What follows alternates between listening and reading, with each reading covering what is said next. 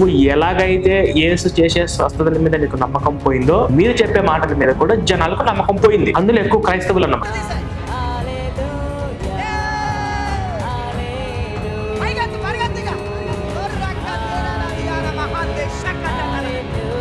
దేవుని చిత్తమైతే మీ వంతు సహాయం అందించండి. అంటే ఒక్కనన్నా బెల్లంపల్లి ప్రవీణ్ దగ్గరికి తీసుకెళ్లి స్వస్థత చేపిస్తున్నావా అంటే ఈయనకు బెల్లం ప్రవీణ్ చేసే స్వస్థత మీద నమ్మకం లేదు.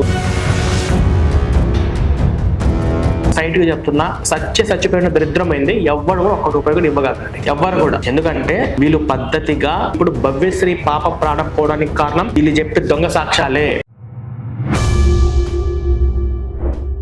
నమస్కారం అండి, welcome to Telugu extension YouTube channel. కొత్తగా ఎవరైనా మన ఛానల్ ని చూస్తుంటే మీరు ఖచ్చితంగా సబ్స్క్రైబ్ అనేది చేసుకోండి. ఇప్పుడు మనము వీడియో టాపిక్ లోకి వెళ్లే ముందు ఇప్పుడు హర్యానాలో కొత్త చట్టం వచ్చింది. ఆ చట్టం ఏంటంటే మతం దాచి పెళ్లి చేసుకుంటే జైలుకే, కానీ దాచి పెళ్లి చేసుకున్న వారిపై కఠిన చర్యలు తీసుకోవాలని హర్యానా ప్రభుత్వం ఆదేశాలు జారీ చేసింది. మత మార్పిడికి పాల్పడిన, పెళ్లి కోసం మతం మార్చుకోమని అడిగిన 4 లక్షల జరిమానా, 10 ఏళ్ల వరకు జైలు శిక్ష విధిస్తారు. మత స్వేచ్ఛను అడ్డుకోవడం తమ ఉద్దేశం కాదని, ఆ పేరుతో జరిగే చట్ట వ్యతిరేక కార్యకలాపాలను నిరోధించడమే తమ లక్ష్యమని ప్రభుత్వం తెలిపింది. చట్టబద్ధంగా అనుమతి పొందాలంటే మత మార్పిడి చేసుకోవాలని అంది. అంటే ఏంటంటే ఎవరన్నా కానీ ఇది ఎక్కువగా లవ్ జిహాద్ కు సంబంధించినటువంటి కేసు. మతాన్ని దాచిపెట్టి హిందువులుగా పెళ్లి చేసుకుని వెంటనే దీన్ని కఠినంగా 10 ఏళ్ల వరకు జైలు శిక్ష అనే కొత్త చట్టం వచ్చింది.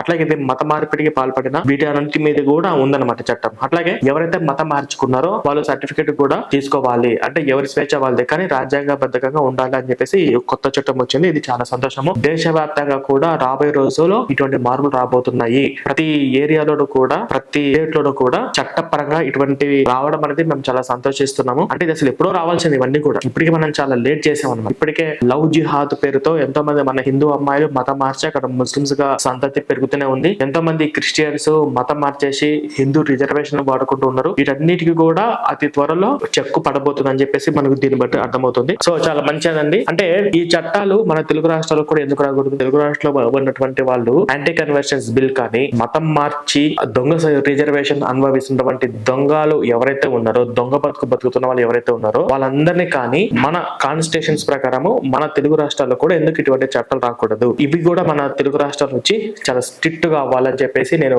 మనం కోరుకుంటున్నాను. అట్లాగే టాపిక్ లోకి వెళ్దాం. మీ అందరూ తెలుసు ప్రవీణ్ పగడాల అనే ఒక వ్యక్తి తాగి చనిపోయిండు. దాని మీద చాలా మంది పాస్టర్లు డబ్బులు సంపాదించుకున్నారు. సో దీని గురించి చాలా మంది బాధపడ్డారు, ఏడ్చారు. ఒక గొప్ప నాయకుని కోల్పోయామని చెప్పేసి ఇవన్నీ మీరు చూసారు కదా. వీడు పాస్టర్ మ్యాథ్యూస్ అని చెప్పేసి ఒక వీడు బుడతం మొగమోడు. అసలు నేను వీని ఎన్ని రోజులు ఎందుకు వదిలేసానో నాకు గుర్తులేదన్నమాట. ఇన్ని రోజులు అసలు నేను వీని ఎట్లా మర్చిపోయినా కూడా నాకు గుర్తు రావట్లేదు. నాకు ఇప్పుడు గుర్తొచ్చింది. సో వీడి మీద నేను ఇంతకుముందు కౌంటర్ వీడియోలు పెట్టినప్పుడు నన్ను చంపేస్తా, గేసేస్తా అని చెప్పేసి ఈ బ్యాచ్ అంతా నన్ను ఒకప్పుడు బెదిరించిన వాళ్ళే. వీటి గురించి సెపరేట్ గా వీడియోలు నేను చేస్తాను. ఇంతకు వీడియో మాట్లాడింది అది మీకు వినిపిస్తాను, చూడండి. ప్రవీణ్ పగడాల గారిని చంపేశారని క్రైస్తవ లోకమంతా అంటుంది.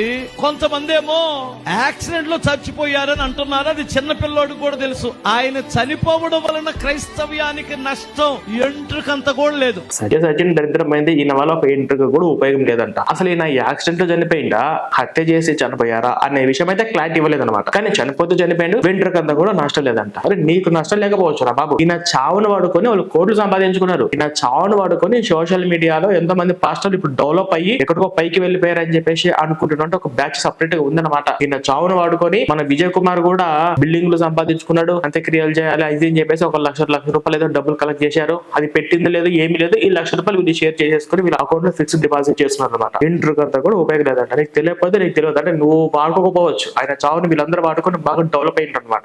ఆయననే కాదు, ఇంకెంత గొప్ప సేవకుని చంపిన ఎంట్రుకంత కూడా నష్టము కలగదు. ఎందుకని నష్టం కలగదు అంటున్నాను అంటే, హేబేలు అప్పుడు చచ్చిపోయి ఇప్పుడు కూడా మాట్లాడుతున్నాడట. ప్రవీణ్ పగడాల గారు అనేటువంటి ఆ దైవచనుడు బ్రతుకున్నప్పుడు కంటే చచ్చి సేవ చేస్తున్నాడు ఆయన.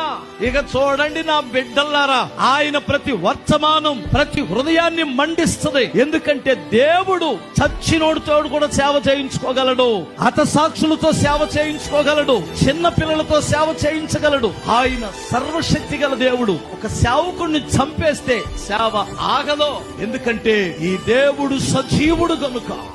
సత్యను దరిద్రం పోయింది. సచ్చిన తర్వాత కూడా ఆయన సేవ చేస్తున్నాడంట. ఒరే బాబు, ఒక మాట చెప్పాలంటే ప్రవీణ్ పగడాల ఇలా తాగి చనిపోవడం చూసి ఇలా పాస్టర్లు తాగటమేనని చెప్పేసి పాస్టర్లు అందరి మీద అసహ్యం పుట్టేసింది అనమాట. ఇన్ని చోట్ల వైన్ షాప్ కి వెళ్ళి ఇన్ని చోట్ల వైన్ కొనుక్కుంటూ తాగి బండిని నడుపుతా ఉంటే ఒక దైవజనుడు బైబిల్ బోధించేవాడు తాగుబోతాలు మానిపిస్తానని చెప్పేటట్టు వాడే ఇంత ఇదిగా తాగిండా, పచ్చి తాగుబోతాలు కూడా ఇంత ఇదిగా తాగరు కదరా అని చెప్పి ఈయన తాగుబోతాలు ఈయన నమ్మిన వాళ్ళందరూ కూడా అసహ్యం వేసింది అనమాట. ఇంకొకటి కొంతమంది గర్వాబ్స్ కూడా అయ్యారు. అసలు ఇదేం పాస్టర్లు బతుకుతా బాబు, ఇదేం క్రిస్టియన్ బాబు అని చెప్పేసి అసహ్యం పుట్టి గర్వాబ్స్ కూడా అయ్యారు. ఆయన చనిపోయిన తర్వాత ఒక దాదాపు 1 నెల 2 నెలలు అనుకుంటా సోషల్ మీడియాలో లైవ్లు పెట్టి డిబేట్లు పెట్టి ఏడ్చుకుంటూ హత్య చేశారు, వాళ్ళు చేశారు, వీళ్ళు చేశారు, ఈయన తాగడు అది అని చెప్పేసి ఈ ఏడుపులన్నీ ఎందుకు, ఈ డిబేట్లన్నీ ఎందుకు? ఆయన చనిపోయిన తర్వాత కూడా దేవుడికి సేవ చేసిండని చెప్పేసి అప్పుడు నువ్వు వచ్చాడు గొప్పగా చెప్పొచ్చు కదా. ఎరా మ్యాథ్స్ నీకే చెప్తున్నాను. ఇక్కడికి వచ్చేసి చచ్చిపోయిందండి, ఆయన వల్ల సేవ జరుగుతాం, మరి మీ వాళ్ళందరూ ఏడుస్తా ఉంటా అంటే ఇది ఎవరు చెప్తున్నాడు? మాకు చెప్తున్నాడా? ఈయనను చనిపోయిందని చెప్పేసి ఏడుస్తున్నటువంటి పాస్టర్లు అందరికి చెప్తున్నాడా? మరి బాబు ఈయన గేట్స్ కాకుండా సంతోషించండి, చచ్చిపోయండి, నువ్వు కూడా చచ్చావు అనుకో, నీ వల్ల ఎక్కువ సేవ జరుగుతుంది అనుకో, మంచిదే కదా. అంత తొందరగా ఎట్లా చేస్తారులే కానీ ఒక్కొక్కరికి ఒక్కొక్క టైం వస్తుంది. వీడియో స్టార్ట్ చేయడానికి గల ముఖ్యమైన కారణం ఏంటంటే మన పాస్టర్ విజయ్ కుమార్ ఉన్నాడు కదా, సో వాడు అనమాట, వాడి కోసం అనమాట నేను వీడియో పెట్టింది. ఈ ప్రవీణ్ పగడాల చాను ఉపయోగించుకుని డబ్బులు సంపాదించుకున్న వాళ్ళలో వన్ ఆఫ్ ద పాస్టర్ కదా విజయ్. సో నిన్న ఒక వీడియో పెట్టిండండి. సో ఆ వీడియో ఏంటంటే అన్యజనుల నుండి కూడా రక్షింపబడి కుటుంబాన్ని అంతటి కాపాడుకున్న ఈ సహోదరుడికి ఇప్పుడు ఆపదలో ఉన్నాడు, ఆదుకుందామా అని చెప్పేసి. అంటే ఏంటంటే వీడు కూడా ఎవరికో ఏదో జరిగింది, ఈయన కూడా డబ్బులు సాయం చేయమని చెప్పాడు. నేను నిన్న ఒక మాట చెప్పాను అనమాట. 2019లో ఒక పాస్టర్ కి కాల్ యాక్సిడెంట్ అయితే 2025 వరకు 6 సంవత్సరాల వరకు దేవుడు అద్భుతాలు చేయకుండా ఏం చేస్తున్నారు అని అంటే వీడియో చూసి వెళ్ళినట్టు అసలు ప్రైవేట్ వీడియోలు చూడనట్టు అనమాట. అరే బాబు, నువ్వు పెట్టిన వీడియో కంటే నీ మీద పెట్టిన కౌంటర్ వీడియో నా వీడియోకి ఇంకెక్కువ వ్యూవర్షిప్ వెళ్ళింది అనమాట. నువ్వు చూసి ఏం చూడలేదు, అసలు ఏం పట్టించుకోలేన్నాడు, తేలుకుంటున్న దొంగలాగా దాక్కుగాకు. ఇప్పుడు ఈయనకు బెల్లంపల్లి ప్రవీణ్ గారి మీద కూడా నమ్మకం లేక అసలు పూర్తిగా ఈ దేవుడి మీద, దేవుడు చేసే స్వస్థతల మీద, అద్భుతాల మీద, మిరకల్స్ మీద నమ్మకం లేక యూట్యూబ్ లోకి వచ్చి హెల్ప్ చేయడం అని చెప్పి డబ్బులు అడుక్కుంటా ఉంటారు అనమాట.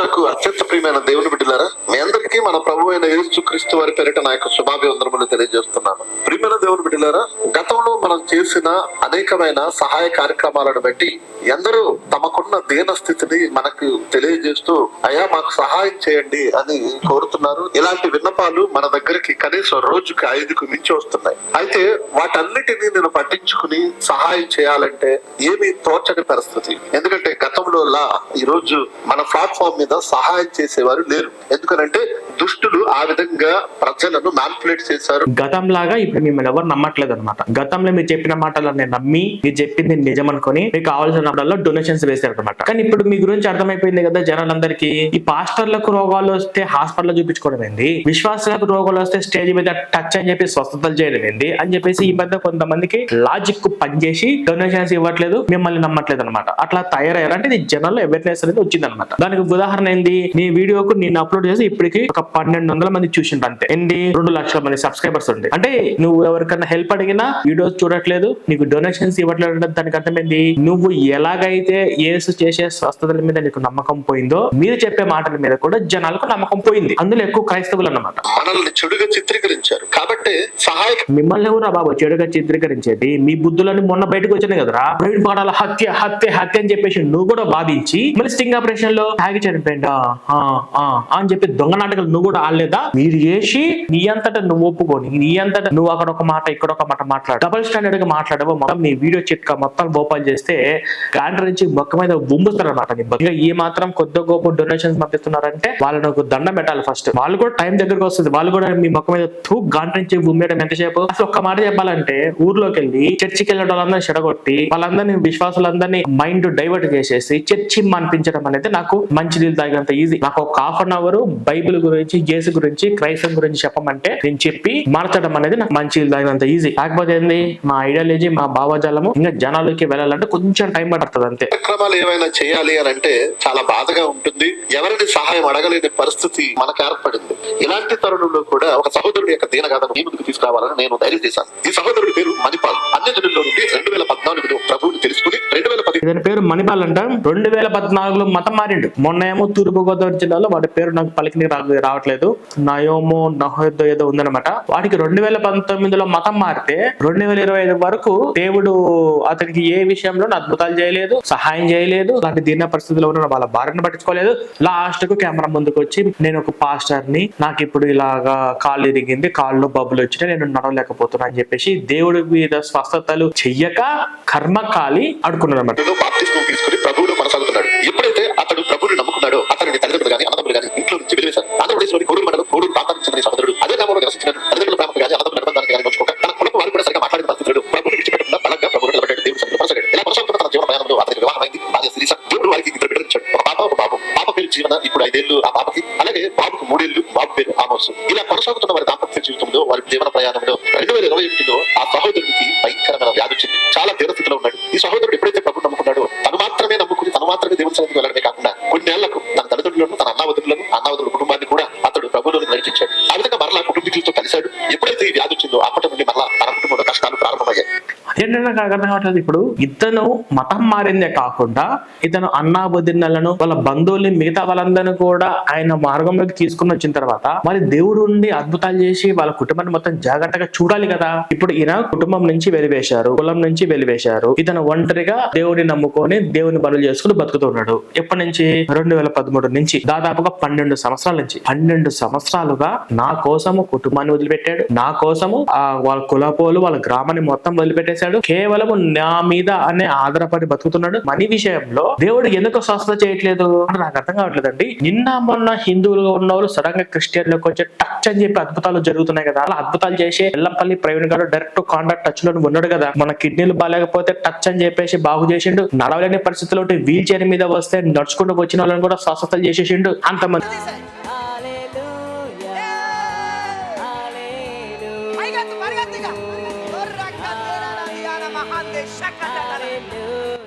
Everybody చెప్పట్లా.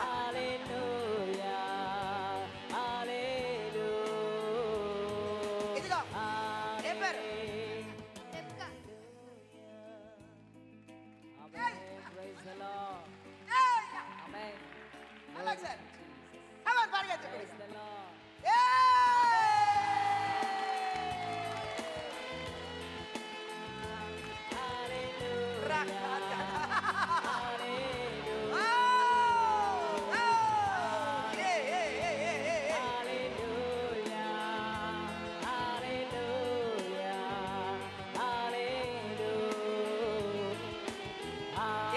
సంజీవుడు చప్పట్లు కొట్టాలా?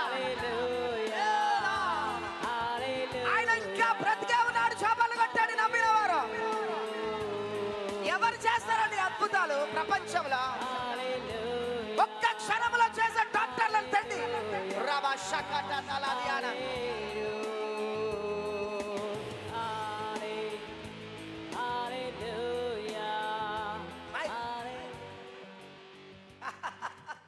ఏం అద్భుతం బిడ్డ. ఏం పేరు నీ పేరు? రిబ్కా. ఏం అద్భుతం కదా కొడక, ఏం అద్భుతం కదా అసలు. ఏం మీరు ఎక్కడ తెచ్చారు? సిర్పూర్. అమ్మా సిర్పూర్. ఎక్కడి నుంచి వచ్చారా? సిర్పూర్ టౌన్. సిర్పూర్ టౌనా? మోసుకుంటూ తెచ్చారా? నువ్వు ఒక్కదాని వచ్చినా? ఎవరన్నా వచ్చారు? మా తాతయ్య. ఎక్కడున్నాడు మీ తాత? తాతయ్య ఎక్కడున్నారా? పరిగెత్తుకుంటారా? ఓ దేవా, ఎంత మీకు ఎంత ఫైట్ పెరుగుతుంది తెలుసా నాన్న. అద్భుతం అలాది. మోసుకుంటూ తెచ్చారా?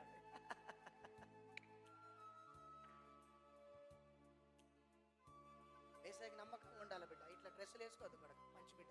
ఓకే, మీ డాడీగా నేను చెప్తున్నా. ఇట్లా డ్రెస్ మంచి డ్రెస్. ఎంత సంతోషం కదా, ఎంత సంతోషం కదా. ఎట్లా మోసుకుంటూ తెచ్చారు? మోసుకుని ఆటోలో తెచ్చినాం, ఆటోలో తీసుకొచ్చినాం. మహారాష్ట్రలో ఉంటా నేను. వీల్ చైర్ మీద వస్తే నడుచుకుంటూ వచ్చిన వాళ్ళని కూడా స్వస్థతలు చేసేసిండు. అంతమంది జనాలలో స్టేజ్ మీద ఆన్ ది స్పాట్ టచ్ అని చెప్పేసి మిరాకిల్ చేసినటువంటి బెల్లంపల్లి ప్రవీణ్ గారు మీతో డైరెక్ట్ కాంటాక్ట్ లో పెట్టుకుని, ఇప్పుడు వీడికి ఇలా జరిగితే బెల్లంపల్లి ప్రవీణ్ గారు ఫోన్ చేసి, బద్ద పాస్టర్ ప్రవీణ్ గారు యాక్చువల్ గా మీరు ఇంతకుముందు ఒక స్వస్థత చేశారు కదా, అంటే రోజుకి నీకు 5 మంది ఫోన్లు చేస్తున్నారు, అంటే 5 మంది ఆ రోగాలతో హెల్ప్ చేయమని చెప్పేసి మీకు ఫోన్ చేశారు. మరి ఆ 5 మందిలో ఒక్కరినన్నా బెల్లంపల్లి ప్రవీణ్ అప్పగిస్తున్నావా? అంటే ఒక్కరన్నా బెల్లంపల్లి ప్రవీణ్ దగ్గరికి తీసుకెళ్లి స్వస్థత చేపిస్తున్నావా? అంటే ఈయనకు బెల్లం ప్రవీణ్ చేసే స్వస్థత మీద నమ్మకం లేదు, అసలు వీళ్ళ దేవుడి మీద నమ్మకం లేదు అనే విశ్వాసాలు ఉంటారు కదా, వాళ్ళకి మాత్రం మీరు క్రైస్తవంలోకి రండి మీ కష్టాలన్నీ పోతాయి, క్రైస్తవంలోకి రండి మీ రోగాలన్నీ తగ్గిపోతాయి అని వాళ్ళను జూనియర్ ఆర్టిస్టుల చేత టెస్ట్ మనీ ట్రోల్స్ అని చెప్పేసి సాక్ష్యాలు అని చెప్పేసి మొన్నటి వరకు నాకు బాగాలేదంటే దేవుడు నిన్న నైట్ స్వస్థత చేశాడని చెప్పేసి అబద్ధాలు చెప్పి జనాలను మోసం చేయడం మాత్రం తెలుసు అనమాట. వీళ్ళకి ఏమన్నా అయితే ఫోన్ పేలు గూగుల్ పేలు అడుగుతారు, డబ్బులు అడుగుకుంటా ఉంటారు, ఇలా చేస్తుంటారు. వైద్య కొరకు ఖర్చు పెట్టారు, దొరికిన చోట అప్పులు చేశారు, భార్య బిడ్డలు చాలా తీరస్థితిలో ఉన్నారు. ఆ సహోదరుడు 2021 ముందు ఎలా ఉన్నాడు, ఇప్పుడు ఎలా ఉన్నాడు, ఇది మీరు పర్టికులర్ గా చూడొచ్చు. ప్రస్తుతం గుంటూరులో గవర్నమెంట్ చెస్ట్ హాస్పిటల్లో ఛాతీ సంబంధిత హాస్పిటల్, ఊపిరితిత్తులకు సంబంధించిన వ్యాధి ఇది. ఈ వ్యాధికి సంబంధించిన వైద్యాన్ని అక్కడ చేయించుకుంటూ మరి మాటికి వెళ్లాల్సిన పరిస్థితి వస్తుందని హాస్పిటల్ కి దగ్గరలోనే ఒక రూమ్ తీసుకుని అక్కడే అద్దెకు ఆక్సిజన్ మిషన్ ని తెచ్చుకుని ఆ రూమ్ లో అతడు జీవచ్ఛవన తన గోడు వెలబుచ్చుకోవడానికి కూడా ఎవరు లేని పరిస్థితుల్లో జీవితం కొనసాగిస్తున్నాడు. భార్య బిడ్డలను చూసుకోలేని ఆ వ్యాధితో బాధపడుతున్న సహోదరుని గురించి దైవజనుడు సురేష్ గారు నాకు తెలియజేసినప్పుడు నేను పరిస్థితులు చెప్పాను. ప్రజలు ఇదివరకటిలా ఆశించినంత సహాయం అందడం లేదు, మరి ప్రకటించమంటే ప్రకటిస్తాను కానీ మరి ఎక్కువ ఆశించొద్దు అని నేను చెప్పాను. అయినా దేవుడు ఇదే ఊపిరితిత్తులు బాగాలేనప్పుడు బస్తలు చేసింది కదరా, మరి అతను ఎమ్మటి రమ్మని చెప్పు, హాస్పిటల్ నుంచి డిశ్చార్జ్ అయ్యి రమ్మని చెప్పు, నేను బెల్లంపల్లి ప్రవీణ్ దగ్గరికి నేను తీసుకెళ్తాను చెప్పేసి ఫోన్ చేసి చెప్పొచ్చు కదా. ఇప్పుడు ఊపిరితిత్తులు బాగాలేకపోతే ఈ ఆక్సిజన్ ఏంటి, ఈ హాస్పిటల్కి వెళ్ళి ట్రీట్మెంట్ ఏంటి? రీసెంట్ గా సంవత్సరం క్రితం అనుకుంటా మేబీ అందులో ఇప్పుడు ఈ కిడ్నీలు ఫెయిల్ అయిన వాళ్ళు స్వస్థ చేసింది కదా. నాకు నమ్మకం ఉంది.